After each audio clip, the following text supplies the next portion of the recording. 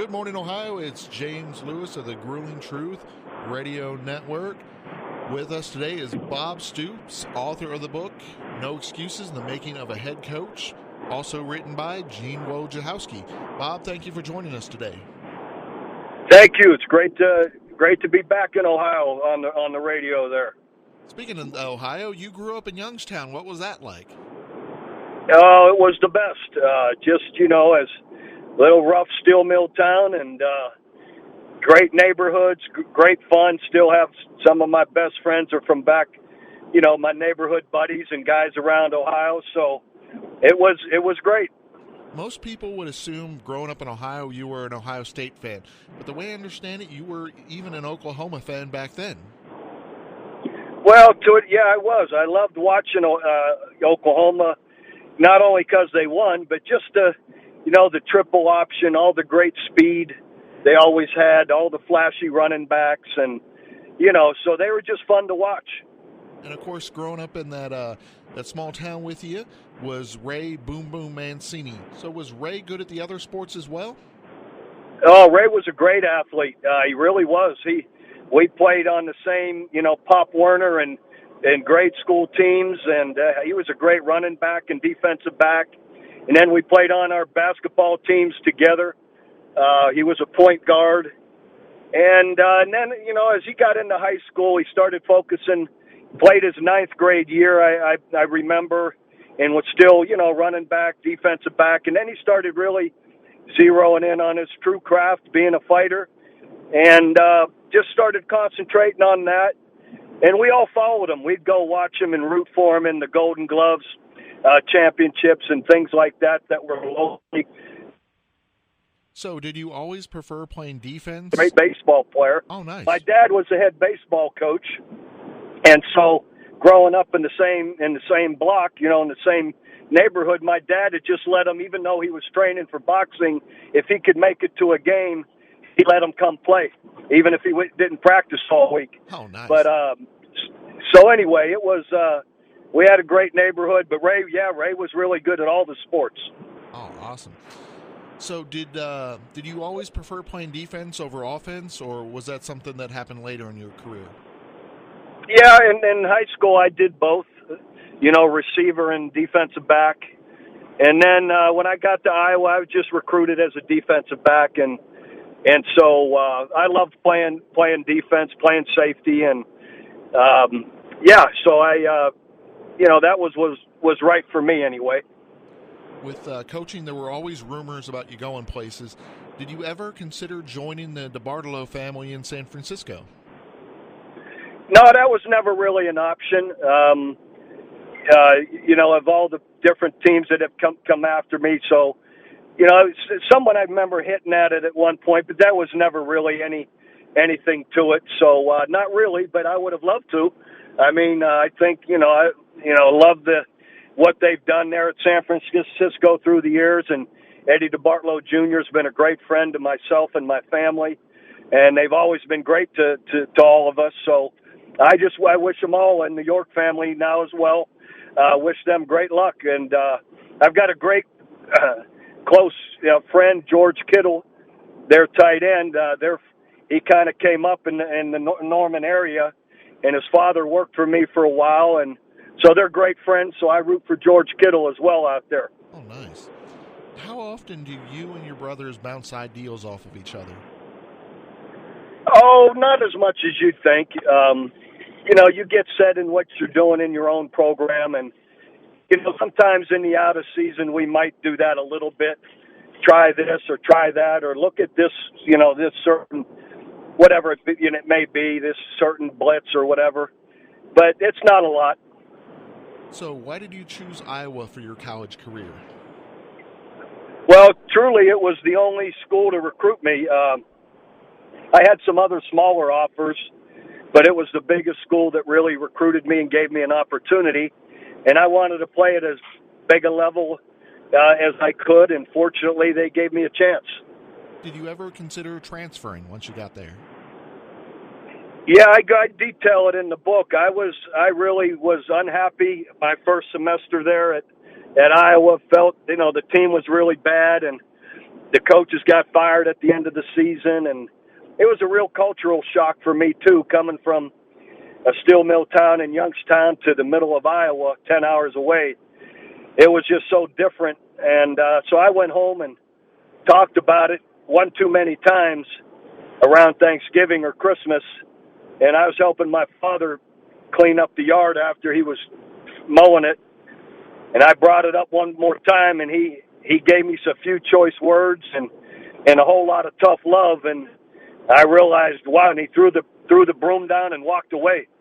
I was like, well, that didn't go like I thought it was going to go, and so I was going. He didn't want to hear it. He felt I hadn't given it a long enough time and haven't given it a fair shot, so he made me go back, and fortunately for me, and I end up earning a starting job, at safety, and started Iowa the next 4 years and playing the Rose Bowl my junior year and playing the Peach Bowl my senior year. So anyhow, and I'm sure had I left, there's no way this whole coaching career happens for me or that I end up the head coach at Oklahoma. So was the plan always to go directly into coaching, or did you ever consider, did you have aspirations to continue your playing career after college? I was a business major in college, a marketing major, and I went to the job fair they had at the Union one day there in the spring, and you know how football players still have those football necks. My neck was too big for my shirt. I couldn't button the shirt all the way, and my tie was sloppily tied, and I was in the interviews, and I'm thinking, this is kind of odd. This isn't for me. And I go back to the football office, and a couple of my defensive assistant coaches that coached me are Barry Alvarez and Dan McCarney, who ended up great head coaches themselves. And they start laughing at me, and they asked, what have you been doing? And I told them that I was over there interviewing for jobs. And they both started laughing at me, and they said, listen, you don't need to be doing that. You need to just stick around here and coach with us. And when that's the first time it really stuck, this could be something that I'd really enjoy doing. So how has the sport of football changed or evolved since your playing days? Well, I think from my days in late 70s, early 80s, and around that time, the sophistication throwing the football is so much different now, and the spread offenses, and that part of the game is so different, and how people move the football and how efficient and great so many quarterbacks are, and the innovation on offense is really quite a bit different. You mentioned that you almost missed out on the opportunity to learn under Coach Hayden Fry. What did you learn from your time with him? Well, a great deal, really. Coach Fry he had a way of building everybody's confidence, making everybody just a little bit tougher. And he hired so many great assistant coaches because you can't do this alone. You've got to have great coaches around you. So Coach Fry was just a great leader. So with arriving at Oklahoma, when the program was down, how much of the rebuilding process was mental? How much of it was fixing the culture and the self-esteem of the players? Yeah, there's a lot of that. I really go through a lot of that in the book of how we changed the culture so fast. And our players' self-image was really poor when we walked in there. They hadn't had a winning season in like 5 years, hadn't been to a bowl game. And, just the perception of their own perception was poor. Even in the community, it wasn't very good. So I just started trying to build up their own self-confidence, and we would show the old players from Oklahoma that were so successful. We'd show highlights of the great teams that won championships. We showed highlights of the terms, which was something that started happening in the Switzer years where they'd come from behind and late in the game and win a game that no one thought they'd be able to win. And so little by little, they just started to identify with it. And I hammered it home that this is who we are to be. We are to be this. And I'm to be a coach like Coach Switzer.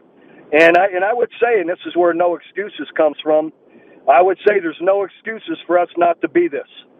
And little by little, they started to grow with it and believe it. And I also said, because you can't do it by just wanting to do it. I said, and we're going to work hard enough and smart enough that we're going to deserve to win. And that was another piece of it, that we do earn. We're going to earn this, and so you should expect to win. How important is the support of the athletic department and the university? Well, did you ask how important is it? Yeah, how important is it? Yes, sir.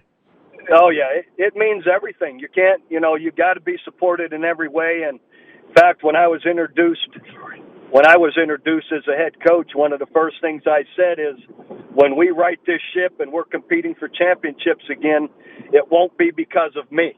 It will be because of everybody. And that meant the university and all the fans, that we need everybody to do this and to get it done. And be honest, when we took over at the time, we were like $10 million in debt, the athletic department. And our athletic department's separate from the university. And we were $10 million in debt, and the university was subsidizing us. And so little by little, we didn't have the money to do a lot initially. But our athletic director, Joe Castiglione, and President David Boren, whatever they could do, we started rebuilding. We spruced up the locker room. We, just for the players' self-image, cleaned up the practice fields. And then, lo and behold, we kick off a big capital campaign the night before we're going to beat number 1 Nebraska the next day at home in 2000, and end up going on to win the national championship. So that jump-started that capital campaign, and little by little we kept rebuilding. And now the money that's flowed in, we've rebuilt every facility, every athletic facility on campus. The money we've made, we've been able to support all the other sports, rebuild facilities, and we've, for the last 10 years, have donated right around $8 million to academics every single year. That is amazing. I was going to say, that's one of the things that people don't give sports enough credit for, is how they can help academics. Do you feel that social media has had too much of a negative impact on players and coaches? Well, I don't know. I'm sure for some it has. For some who's smart enough to not pay attention to it, it hasn't. There's always going to be people out there with haters, or people from other schools that want to put you down. For the life of me, I have no understanding of why people want to read that. So, it's something I've never done. And heck, even before social media, I'd have 2 people in my office read every piece of mail that came to me, just because I wasn't reading anything negative. And if it was just BS, there was no response. I told them, just throw it in the trash. I'm not looking at it. So what got you? So I'm sure not going to go looking at social media to find it. Exactly. Yeah, I agree with you. I mean, you're right. The social media has a bunch of garbage out there a lot of the times. What got you interested in the XFL? As much as anything, the leadership, to start with, Oliver Luck and Vince McMahon, I believe in them and their vision of what they want with really good football and exciting football. I believe there's a market, too, for players that are just outside the NFL. For instance, the last 5 or 10 guys cut from every NFL team. That's a lot of really good football players there. I believe that fans still want, in the spring, it's fun to watch, exciting and good football. There's still a market for it. We've got great TV contracts in place with national broadcasts on ESPN, ABC, and Fox. So a lot of it just kept adding up.